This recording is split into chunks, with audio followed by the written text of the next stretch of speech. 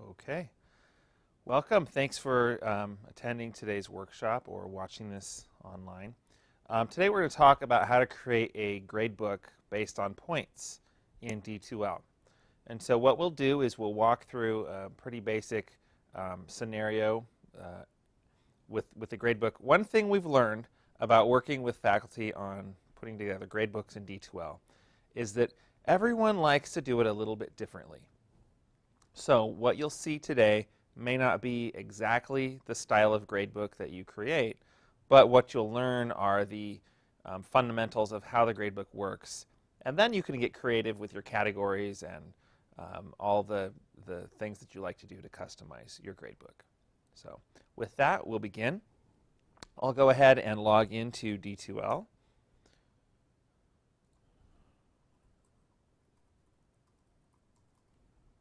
Sure hope I got my password right. Okay, perfect.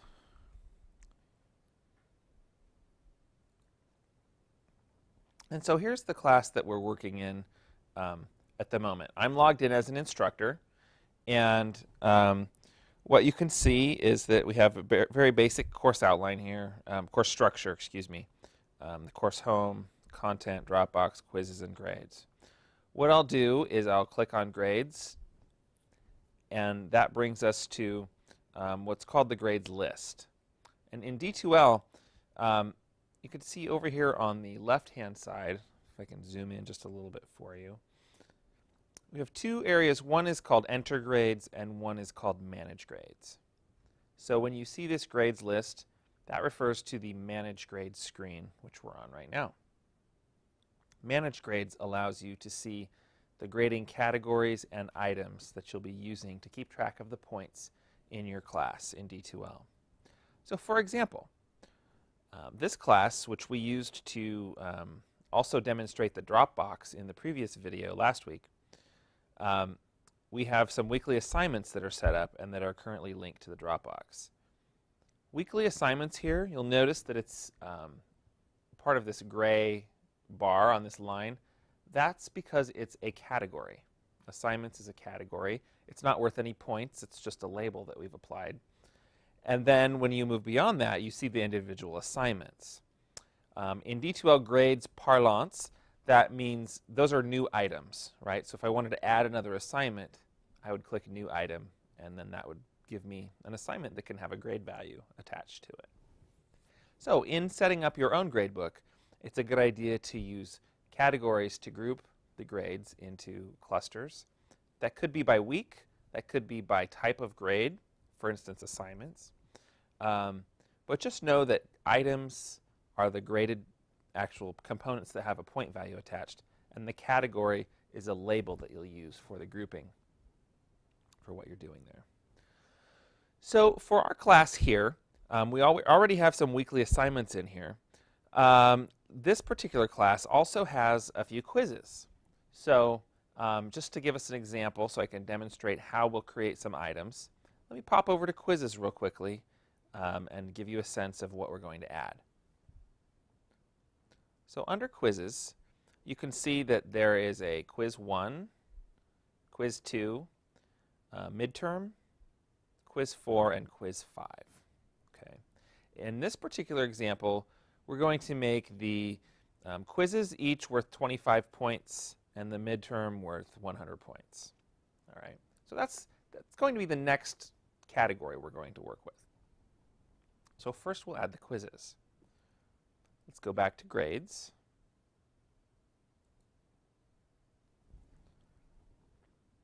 And what we'll do is we'll create a new category simply by clicking on this link across the top here.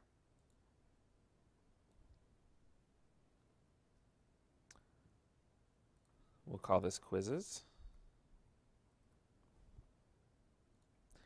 And this is a good time to talk a little bit about the name and the short name in D2L. So the name is, well, it's obviously usually a little longer than the short name, for one. The short name is what will be used when you view the actual gradebook with the columns and rows in it. And so if you use short names, your gradebook columns will be very narrow. If you use the longer names, which would either be by using a long name in the short name box or by not putting anything in the short name box, then your columns will be wider.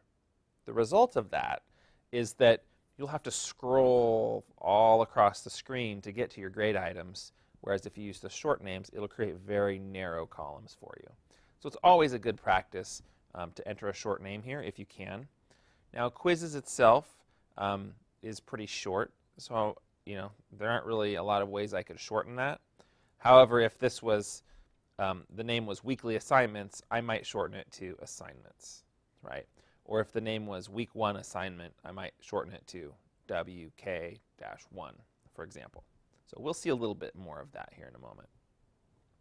So for now, since I can't really shorten quizzes, I'm just going to leave short name blank. And by default, it will just grab whatever is in the top box there. So quizzes will be what it'll use. And since this is a category, I have some choices to make. The options here have to do with grading. The first box is whether or not the value of the assignments can exceed the total value assigned to the category. So for example, if I'm creating a quizzes category, I have 4 quizzes that are each worth 25 points. The total of that would be 100 points for the category, right? Well, let's say I want to give extra credit on one of those quizzes. Therefore, it would be possible to get 110 points out of 100, including the extra credit. In order for the point value to exceed 100, this box here would need to be checked. Okay, so that's an option that you have. And by the way, I'm going to zoom in just a little bit more. It's getting really big here. This little circle with a question mark, that's always a little help prompt. So for instance, I can click on that, and it'll say, select this option if you want users' grades to be able to exceed the value for the category. Kind of what I just explained to you. On a lot of computers, if you're not close, those just look like little gray circles. So keep in mind that that's a place where you can get a little bit of feedback. The next option is whether or not I want to exclude this category from being part of the final grade calculation. Now, why would you want to use that? For example, you may be giving practice quizzes that do not count as part of the final grade, but they're more of a study guide or something like that. That would allow you to create a category in your gradebook where students could take those sample quizzes, see their scores, but they wouldn't impact their final calculated grade in the course. So hopefully that's clear. The next one is distribution, which is also kind of an interesting one. And actually, in this case, since we're talking about quizzes, this one could apply. This is one of those options you can choose to use it or not use it. So for distribution, in this category, quizzes, recall that we have 4 quizzes. Each quiz is worth 25 points, right? So what this will do is if I check this box, it allows me to automatically say, every item in this category is going to be assigned the same point value, right? In this case, it would be 25. And then the other piece is it provides you access to a tool that allows you to drop certain grades. So for example, often faculty will drop the lowest score on a quiz, for example. That allows me to come in here and say on this bottom one, I want to specify 1 attempt that I'm going to drop for each user. Now the words they use here are kind of long and jumbly. That's a technical term. Number of lowest non-bonus items to drop for each user, right? In this example, that means number of lowest quiz scores to drop for each user. In this case, I could choose to drop the 1 lowest quiz score. Or, I don't know why we would want to do this, but I could drop the highest one. I haven't found a use for that yet, but it's there in case you find a creative way to use it. Or I can just leave these at 0 and nothing will be dropped, but each quiz that's added will automatically get a point value of 25. So we'll go ahead and leave that set for distribution at this point.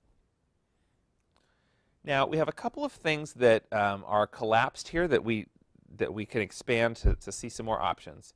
First is this show description box here on the left-hand side of the screen. So if I click on that, it allows me to type in a description for that category. Now this is one of those areas that you probably aren't going to use a lot. When the student goes to view their grades, this description would show up in text underneath the name of the category. It probably would be useful if you have a category such as one where you were going to allow students to do practice quizzes, but none of those scores would count in the final grade. That might be something that would be worth noting in the description. Otherwise, it's probably not necessary to include a description most of the time. So you can toggle whether you want to hide or show that description. I'm going to hide it just to keep it out of the way for now. The other one is down here at the bottom, the display options. And you'll see that these display options are applied. You have these same options consistently across different grade categories and items as you're creating them. So I'll click on display options to see what's available to me. These are, again, something where you probably just want to go with the default. The default is not to display a class average or a grade distribution to users, but you can do that if you want to. So let's say for quiz category, for example, maybe I do want to show a class average, right, to students. So when they click into their gradebook, they'll see their score and then they'll see what the class average was. I could choose to do that here. If you're not sure, probably better to leave this deselected and then contact one of our helpful staff members to talk you through whether or not it makes sense in your case. But do remember, you have these help prompts here, right? So I click on that and it says display class average to users. Select this option if you want to allow users to see the class average. One little note, by the way, on the class average. If you have students who don't take the test, their score of 0 impacts the class average. So just be aware that it's kind of common for the average to not be a true reflective average of the scores for the students that actually took the quiz. All right, so I'm going to leave that off for now, and we'll hide that again. And now I'm going to click Save. Now this is a good place to point out the difference between Save and New. Save will simply save this grade category, and I'll still be on this screen. Save and New will save this category and then present me with a new screen where I can enter another category. Okay, so I'm actually going to do Save and New for now, just to show you what that looks like. So I want to save quizzes and create another new category. So I see the dialog that that's been successfully created. Now I'm going to create an exams category. And again, it's a short enough name, I don't need to fill in that short name field. I'm going to check the box that it can exceed because I may decide to give extra credit or a bonus question on the exam. I definitely want it to count in the final grade calculation, so I'll leave that unchecked because I don't want to exclude it. But for exams, I'm going to have a 100-point final exam. I don't know exactly what midterm exam. I don't know exactly what my final exam is going to be worth. And if I end up having to throw out a question or something like that, I want to be able to change the total points available for that item. So I'm not going to do a grade distribution on this category. Oops, excuse me. I'll just come over and click Save now. Okay, and again, it shows me that that was created. But because I clicked Save, I'm still on this same screen. I can make edits. I go back to the Manage Grades screen now. I'll click Manage Grades here, or I could click Grades up here, either one. Now you can see we have our weekly assignments. We also have a quizzes category and an exams category. Let's go ahead and start adding some quizzes to this category. So the first thing I'll do is I'm going to say new item, right? Because we've created the category called quizzes. I want to actually create the quiz grade items, not the quizzes. These are the grade items that link to the quizzes. So I click new item, and I'm presented with a screen that gives me some choices about the types of grade items I want to make here. You'll see that the first choice on the list is called numeric, And this is what you're going to use most of the time. If you want a grade item to link to another area of D2L, for example, to a quiz, to a Dropbox, or to a discussion board, then you need to use numeric grade items. If you use, for instance, a pass-fail grade item, you can manually go into the gradebook and score things as pass-fail, but D2L will not be able to automatically grade things for you using a pass-fail or a select box or these other options you have. Let's talk just for a moment about what some of these options are. The select box allows you to have a drop-down menu of categories, right? So you may have, for example, a very good or a B+ drop box that you use. It's just a menu you're going to click on, you're going to go into the grade list, and then select those for each student. So that's a manual grading effort there. But if you're using the same, if that's like a grading scheme for you, not technically a grade scheme in D2L, but something that you're using where the type of feedback you give are, very good, marginal, whatever, you could certainly use the select box for that. Pass-fail is pretty self-explanatory. It's either a pass or fail option. And then you can get really wonky and go in and create formulas, and you can have certain assignments calculate, and if you're brand new to D2L, we don't recommend that you do that right away. Spend a semester using numeric grade items and then branch out from there. The last one I want to point out is text. And this is simply a way to put an item in your gradebook where you can type text in that your students will see, right? So you may want to have a text item that says students completed the orientation successfully for an online class, or something along those lines. So this is just gives you a little box in the gradebook where you can type some text, and it can be different text for each student. In this case with quizzes, we're going to select the numeric grade type. So I'll go back to D2L here and click on numeric. And remember, we're creating a new item here. So we're going to call this quiz number 1. Now, this is a pretty easy one to give a short name to. So I'm going to just do Q1 for the short name. And that's what we'll show in our gradebook. It asks me which category I want to put this item in. And clearly this is a quiz, so I'll put it in the quiz category.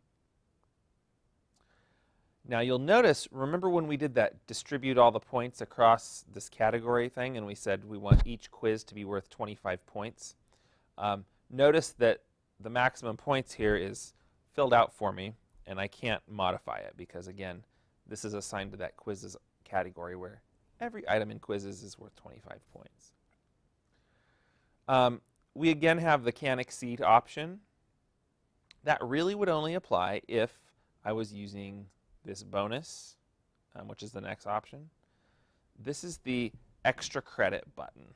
All right, so remember, bonus is where you're going to allow questions that can be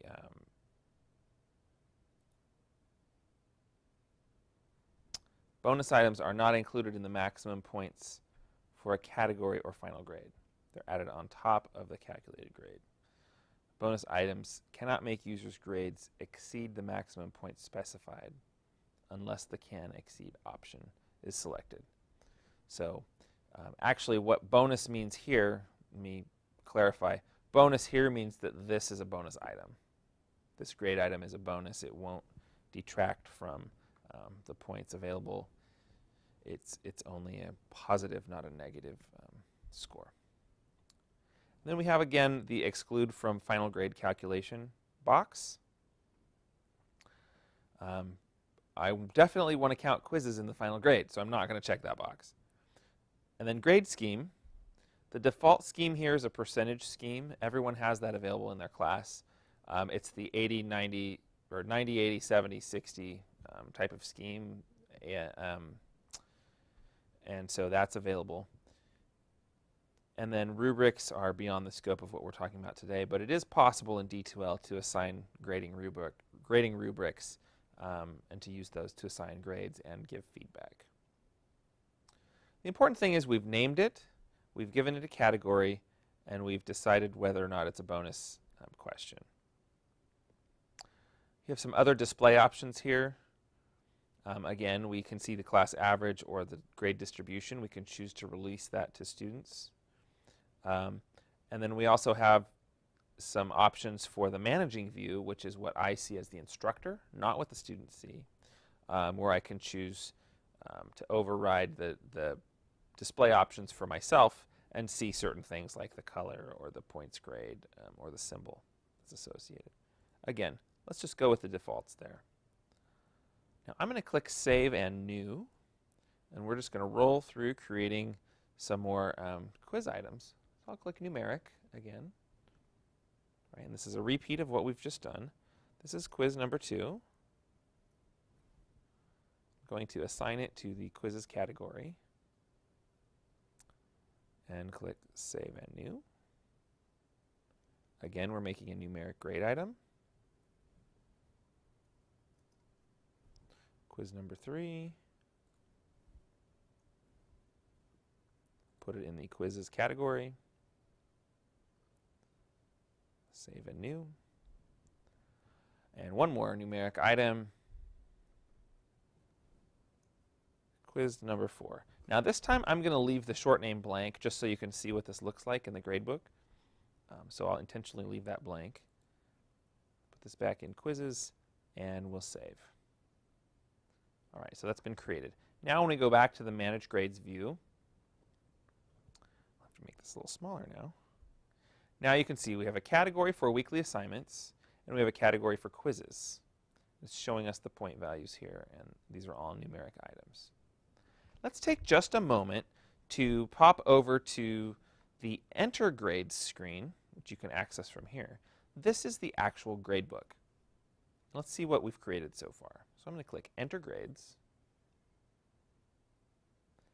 And now you'll see something that looks a lot more like a gradebook, right? We have the students listed here. We have the categories with the assignments inside each category, right? So weekly assignments. You'll notice I can collapse this by clicking the little minus next to it, and it'll just give me an overall subtotal for that category. And here are the quizzes that we've created so far, right? No one has a score yet, but that's okay. But you'll also notice that as we're going through the gradebook, the student names repeat after every 5th item. That's so that when you have a really wide gradebook with a lot of items in it, you don't have to scroll all the way back to the beginning to find which student's grade you're looking at. Notice also quiz number 4 here. This is where we did not enter a short name, and so it used the longer name quiz number 4. But you can see here with Q1, Q2, and Q3 that those are narrower columns in this gradebook. So I wanted to demonstrate that for you. We'll come back here in just a moment and examine a little bit more closely. The other thing I did want to point out, though, before we leave here is the student names can be sorted by first name or last name. So for example, just by clicking on either first name or last name at the top of this list, right now we're sorting Z to A, so a descending sort by last name, first name, excuse me, or we can click on last name and it'll sort instead by last name. So Sue Anthony, Patty Berg, Margaret Burke White, etc., etc. So that's handy. Also here on this screen where it says Demo 001, Demo 002, etc., these are where the student ID numbers would actually show in your regular D2L class.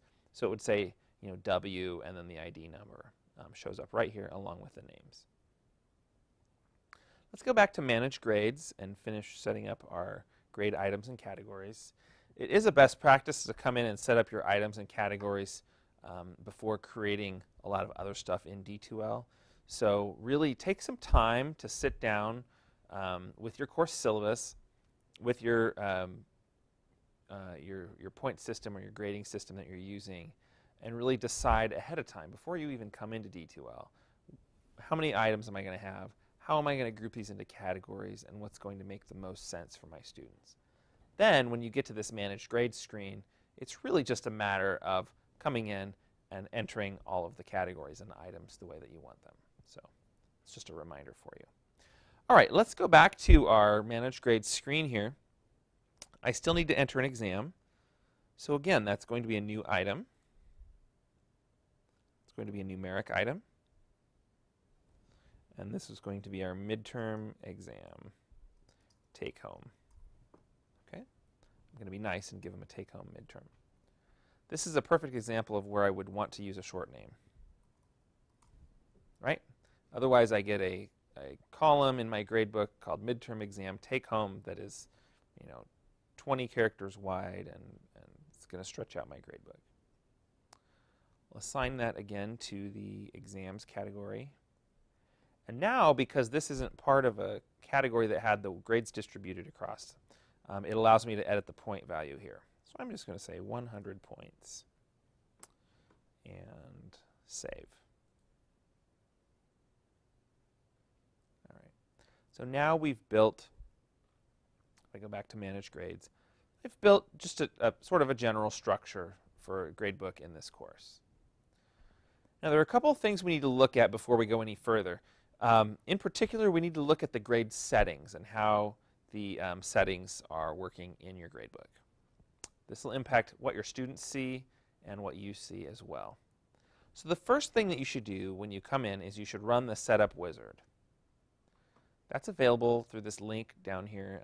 It's the last link on the left-hand side. We'll run the setup wizard, and we'll just walk through it here. Let me make that a little bit bigger for you. Too big. There we go. All right.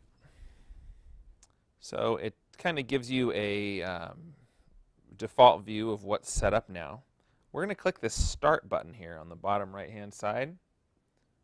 So I'll say Start, and it's going to ask us about 6 different questions about how we want our gradebook to work. First, it asks you, what type of a grading system do you want to use? And the default choice here is a points-based grading system. You can do weighting.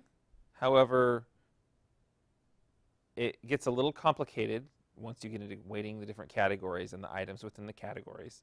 So we would recommend that if you're new to D2L, you try to use points. And in fact, in working with faculty, most of us who do weighting usually weight by point value anyway. So even though you're weighting your grades, you may still only need a points system. So we'll just accept the default points here. And then we'll click Next, and we're just going to work our way through this wizard. Step 2 asks you an interesting question. And actually, I wish it was in the form of a question because that would be a little more clear.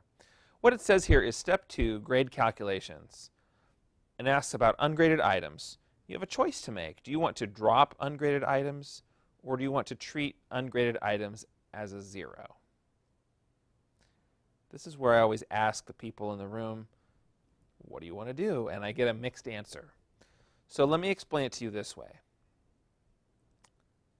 If I teach a course and there are 100 points available in the course, and it's the end of the first week, and there were 10 points available in that week, do I want a student who logs in who got 10 out of 10 on their first assignment? Do I want them to see in the gradebook that they have 10 out of 100 points, or do I want them to see that they have 10 out of 10 points? That's really what the choice is that you're making here.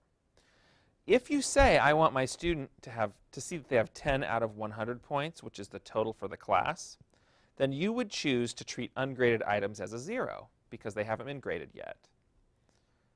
The impact of that, however, and I just want to caution you on this, is that it will show that they have, if they have a 10 out of 10 on the first week and the whole class, for example, is worth 100 points, it would show that they have a 10% grade in the class versus a 100% grade.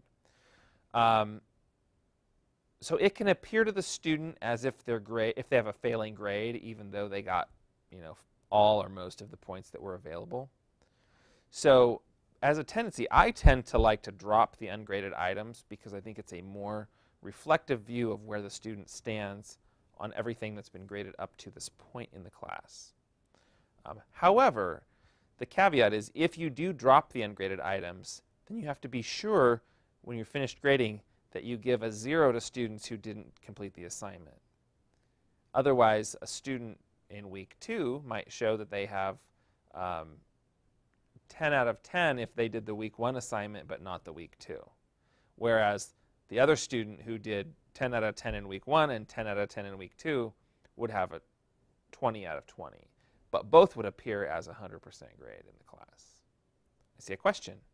Would it be possible towards the end of the class, say just on finals day or something like that, to go and unclick that so that it automatically now is grading things, the ungraded items or unattempted items as 0? Yeah. So the question is, would it be possible toward the end of a class to change this option so that students who didn't have 0s or vice versa, right? So it would flip it, right? Do the inverse. Yes, you can do that. All of the choices that we're making here in the wizard are also available from this grade settings link over here on the left. So you can find your way back to this choice and deselect it. That definitely is an option, yeah. Okay. So that's the choice you're making here. I like to call it drop ungraded items is a running score, whereas treat ungraded items as 0 is a comprehensive score in the course. And then I do recommend that you keep the grades updated. Keep this checked. You don't want to turn it off or weird things will happen. Okay, so we're on step 2. We'll click next to go to the next score here. This has to do with the schemes that are available to you in the course. The default scheme is the percentage. So for example, a student who gets 80 out of 100, percentage-wise, their score would show up as an 80%. Now we do have a scheme available, a grading scheme available called letter grades. And letter grades has a letter that's associated with each of those percentages, right? It's the 90, 80, 70, 60 thing that we talked about earlier. So you do have the flexibility to use letter grading in your courses. Just know that if you do that, you have to set up a threshold point-wise for what those letters, what the value of those letters is going to be. We're going to stick with the default here, and we'll say next. And this is where we get into clarifying a little bit of the D2L terminology. So step 4 is the managing view display options. You have to remember, D2L is used for not only college and K-12 courses, but also in training environments. So they try to keep their terminology really sort of general. Some of us would call it vague. Managing view, in this case, means the instructor view, because you're managing the course. So for your instructor view or your managing view, how many decimal places do you want to see in the gradebook, right? Now, this may depend on whether you're a rounder or not a rounder. That's another technical term. I like to see 3 because that helps me decide if I'm going to round somebody's grade up or down. And I find that to be a fairly good extent to which I need to look at the decimals in the grade. So I'm going to switch it to 3 for now. But in step 5, it's going to ask you how many decimals the students should see. Now, where does it say students on here? Anywhere? No, it doesn't. It says submission view display options. So you have to remember that submission view is what the students are seeing. So managing view is the instructor. Submission view, it's the person submitting the assignment. It's the student. I know it's like one extra little leap here we have to make with their terminology, but this is the way it is. So submission view or student view options. Do you want them to see the point score? Do you want them to see any symbol that might be associated with the grade scheme? And then the grade schemes are also color-coded. Do you want them to see the color that's associated with that? I recommend just selecting the defaults here. And then when you get to the next one, this is where, okay, do I want to show my students, maybe I only want them to see 2 decimal places. Maybe I don't want them to see decimals at all because, you know, I'm going to be a little generous with the rounding or whatever's going to happen. This is where you set that for your students. It also allows you to set the number of text characters that they'll see, and this again is to keep those columns from getting really, really wide. And then finally, you can this last option gives them a little button where they can see which items were included in the calculation of the final grade. This would only matter if you were going to exclude some of the items from the final grade. Click Next, and then it gives us a summary page. These are the choices we've made. We love them so much, we'll say Finish, and now we're back into the grades area. So again, we'll click on Manage Grades. Here we are. Now I want to talk quickly about two things you're going to want to do probably when you're using D2L for grading. Number one is linking to another area of D2L, such as a quiz or a Dropbox or a discussion item. The other is I want to show you how to manually enter grades. So first, let's talk about associating a grade item with another tool in D2L. Now you can see if we go to the screen here, we see our grade item and the type. This third column is called Association. And this is where our Manage Grades screens show us that the item we've created is associated with something else that we've created in D2L. So for example, under Weekly Assignments, you can see that these are all associated with Dropbox items, right? And if I didn't know which one, I could hover my mouse here, and it shows me which item in the Dropbox this grade item is associated with, right? So we've already gone through and associated those in the Dropbox. And if you're not sure how to do that, you can look at the Dropbox video to see that. But let's go ahead and associate the quizzes with the quiz grade items so that when a student takes the quiz, their score actually goes into the gradebook. So we'll pop up here to Quizzes on the navigation bar so we can see our list of quizzes. And you can see here, we did look at this before. We have quiz 1, 2, midterm, and then 4 and 5. So let's go to quiz number 1. We'll just click on the name of the quiz here. Now, quizzes can be grouped into categories. We're not going to cover that right now. But what I want to look and draw your attention to is this third item, where it says grade item. So in quizzes, and it's the same way in the Dropbox or in discussions, you can select an existing grade item to associate with the quiz. So I'll click on this drop-down item, and you'll see I get a list of my available grade items, right? Since this is quiz number 1, I'm going to choose to associate it with quiz number 1 in the gradebook. Now, you'd think that that would be all there is to do, but it's not. And so I want to really caution you to pay attention to this next step. If you are giving a quiz that is automatically graded, then you want to check two boxes here. Number 1 is this box at the bottom, right in the middle of your screen that says Automatic Grade, Allow Attempt to be set as graded immediately upon completion. This is going to trigger auto grading of any multiple choice, true, false, any objective questions you have in your test. So I'll click this box.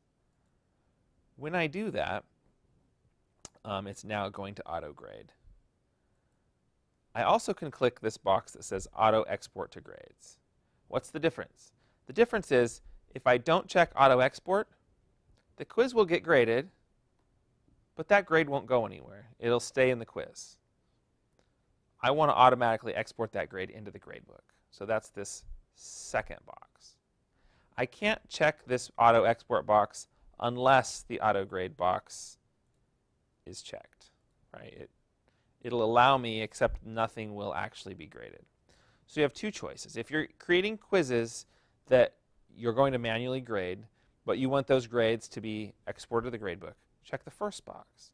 If you're going to automatically grade or automatically grade and grade part of that quiz manually, right? So maybe you have multiple choice questions and then an essay question. You want D2L to automatically grade those multiple choice questions. You want to go in, assign a score for the essay question, and leave feedback there. You still want automatic grade turned on. So we'll activate those two buttons, click Save. And now when I go back to grades, quiz 1 is now associated with that quiz item with that particular quiz and the grade item. Okay. Let me repeat that just so it's clear. We'll go back for quiz number 2. We'll go to quizzes, go into quiz 2. We'll select the quiz number 2 grade item. Notice now quiz number 1 isn't available, right? Because it's already associated with something else. We'll select quiz 2, automatic export to grades, and allow it to be graded immediately. Click Save. Go back to grades, and now quiz number 2 is connected to the gradebook. So you can see how that would carry through for the various tools you're using. That's how you associate a grade item. You always associate grade items from the particular tool you're using, not from the grades area, right? So you want to create the grade item in the grades area. So I have all my quiz grade items in there. I have all my Dropbox grade items. Then I go over to the Dropbox or to quizzes, and I associate that individual Dropbox item or that individual quiz with the grade item that I've already created, linking them up in essence, and that's the best way to do that. A couple things we'll cover real quickly here as well before we end. Number 1, I want to show you how to enter grades because that's a really important part of grading. Anything that you're grading manually, you can come back to the Manage Grades screen, and from here, for example, if I'm grading something, let's say that isn't automatically connected, or frankly even something that is, I can still manually override the grade. This little ruler icon, make it real big for you. This ruler with the check mark next to it, that is the grading icon. So from Manage Grades, I can say, okay, let's look at assignment 4. Click on this icon, and it will present me with a list of all of the students enrolled in the class and their scores on that particular assignment. Right. So if these were not automatically graded, or even if they were and I want to fix something, I could come in here and enter grades.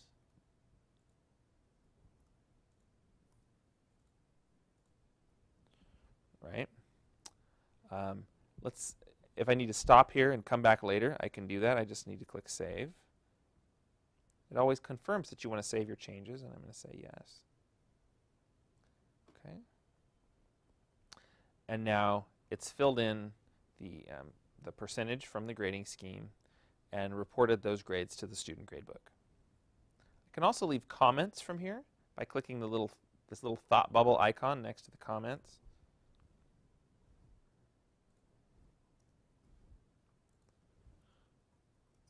Great job. Okay, that presents the student with some information. Let's do another one here. I want to put that in the comments for users box.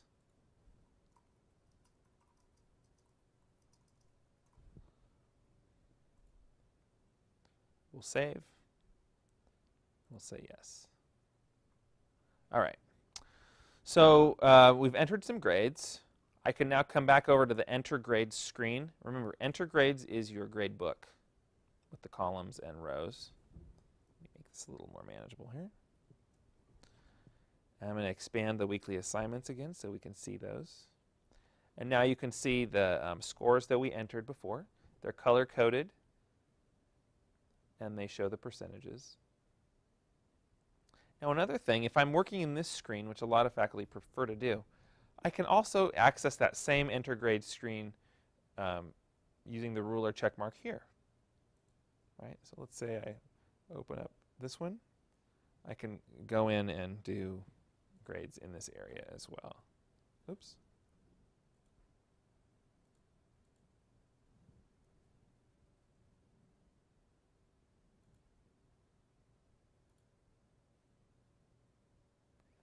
Click Save, save my changes.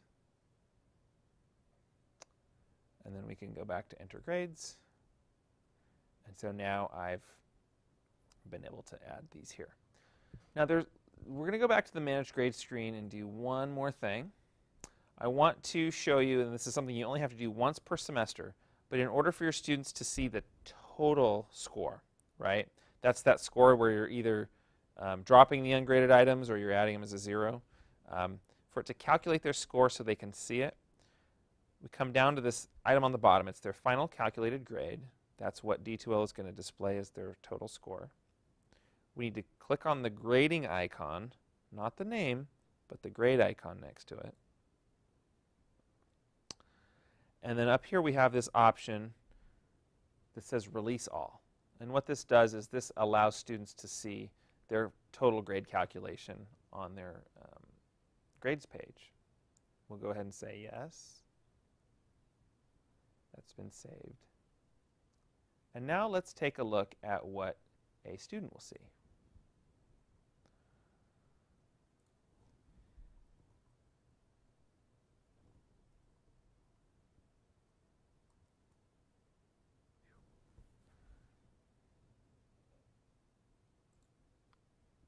Okay, now we're logged in as a student. We are Sue Anthony, and we're in our class, and I'm going to come over to grades. And this is what our grade book looks like to that student. Okay, this final calculated grade area up here, this wouldn't be here unless we did that last step where we released the final calculated grade. Okay, they would see all their items and their scores, but no total. So I recommend at the beginning of the semester just go in and release that so they can see their running score as you go through the semester. You can also see the points that we gave them and then the comments that we entered on that page. So this is what it looks like to the students.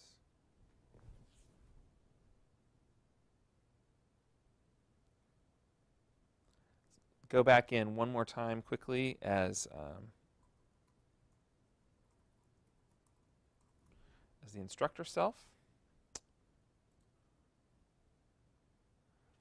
And I just wanted to point out, if we go back to grades,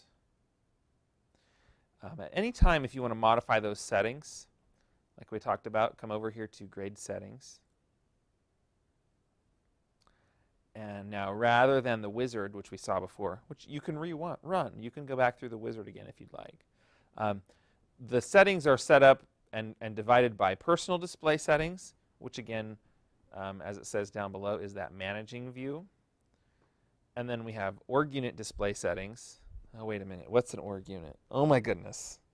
We had submission views before, and now we have org unit. This is getting too complicated.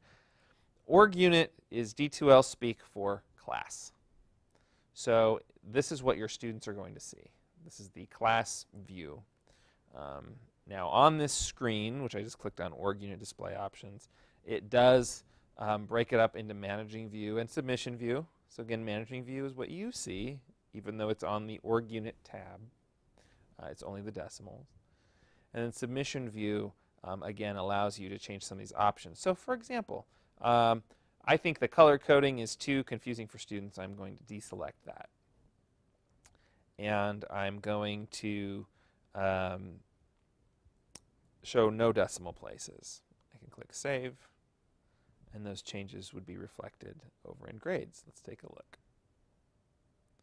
I go back to enter grades. We have no decimals. Now it's showing the colors because I'm in my view, but in the student view, it would not show the grade colors anymore. The other thing I wanted to point out back on grade settings real quickly is the calculation options. This is where you can switch to weighted or points-based again. And at the bottom is where you would flip that switch if you wanted to treat graded items, ungraded items as 0 or to drop them. So that's where you find that.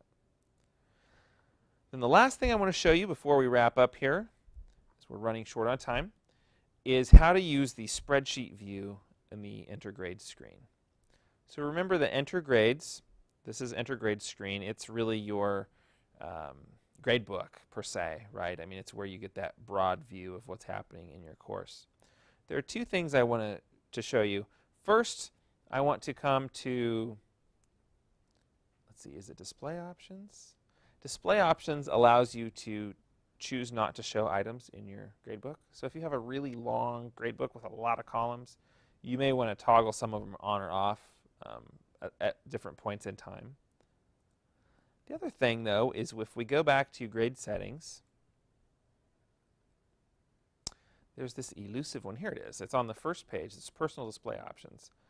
I find it very handy to have the final grade. It says repeat final grades. This will actually post the final grade right next to the student name in the gradebook. So you'll have their name and then the grade right next to it. It's really helpful. So we'll check that box. That way you don't have to scroll all the way across to see what final grade that student has. If I go back to enter grades, now you see the first column is the student name and ID number. The second column is their total final calculated grade in the class. Okay. So that's handy to be able to see, monitor your students' progress. Now, if you want to enter grades like a crazy person, and you just want to go, and I'm not really crazy, but you want to be able to just go and click in these boxes and add the scores in, D2L comes with what's called this spreadsheet view. So you see near the top here, this switch to spreadsheet view. I'm going to go ahead and click that. When I do, each of these grade areas is going to become a box in which I can type. Let me click it. And now we're in spreadsheet view. So entering grades now becomes a matter of clicking and typing. Right? I can enter grades for multiple assignments all at one time.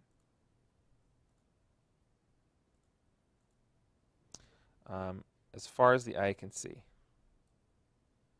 Right? Oops, I graded this, and I graded that. All right. So the one caveat with this is, remember, you are entering text into one screen on a web page. So if you were to sit down and enter a whole bunch of grades, and then somehow your web browser crashed before you hit the save button or something like that happened, yeah, you'd have to go back and redo that. So if you're working in spreadsheet view, enter some grades, come up here and click the save button, please. It will save you a lot of anxiety down the road. Just save routinely, and you'll be in good shape. So do you want to save changes and continue? Yes. The old joke goes, there are two types of computer users: those who have lost data and those who will. Don't fall into either of those categories. Click the save button. All right, with that, we've shown you the spreadsheet view. Now you can toggle back out of spreadsheet view as well, just clicking the same button. It says switch to standard view. We'll do that, and here we are. The last thing is that you can also export grades from the gradebook. Now you'll see next to export grades, there's an option to import grades. I'm not going to talk about that today. It's somewhat problematic. D2L tends to sort user fields differently than you would expect. So if you're interested in importing grades from a spreadsheet, please talk to one of us in distance ed before you do that, and we can help you avoid some of the pitfalls. But for downloading your gradebook into an Excel file to have as an archive or to work with otherwise, it's simple. We just come back to the top of the screen, click on Export Grades, and then it gives us a few choices. Do we want to export grades for all users or for a particular section of the course? So maybe you have combined sections, and you can say, you know what, I want to do a section, and I want it to be my Tuesday, Thursday section, or my first section or second section, whatever. Here we'll do all users. You can choose which grade values you want to take. And again, the points grade would be the actual numeric value. The grade scheme, if you were, for instance, using letter grades, this would download A, B, C, D, F, whatever you had in there. And then you probably want the student's information in there. I recommend taking the email address because it contains the student ID number. It's W blah, blah, blah at Gmail or iMail, depending on when you're watching this video. And then you can select which grades to take. You probably want all of the different items. When you're done, click Export to CSV, this bottom button here. It creates a zip file, which you then can click on the link when it says your file is ready to download. You click on that and save it to your computer. and then it will open up in Microsoft Excel. We're on a Mac here, but it does the same thing on a PC. And sorry, it's very small, but you can see here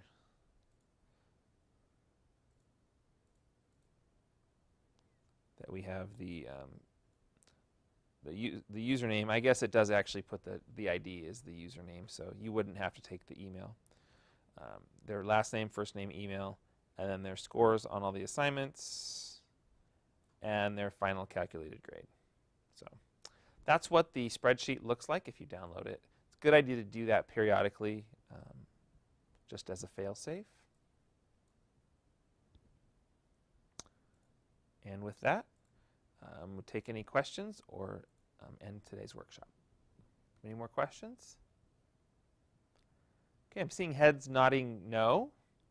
So with that, thank you for your participation. If you have questions, contact us here at the Cove. We're always happy to answer your questions. Visit our website online. It's SacCityOnline.org, saccity-online.org/DE. Stands for distance education. Thank you.